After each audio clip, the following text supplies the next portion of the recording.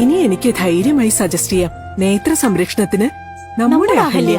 Ahalya foundation eye hospital, കേരളത്തിൽ എല്ലായിടത്തും. Paridoor library and recreation സെന്ററിന്റെ വിവിധ വേദികളുടെ ആഭിമുഖ്യത്തിൽ നടത്തിയ ഓണാഘോഷം ശ്രദ്ധേയമായി. പരിദൂർ ലൈബ്രറി ആൻഡ് റിക്രിയേഷൻ സെന്ററിന്റെ വിവിധ വേദികളുടെ ആഭിമുഖ്യത്തിൽ നടത്തിയ ഓണാഘോഷം ശ്രദ്ധേയമായി.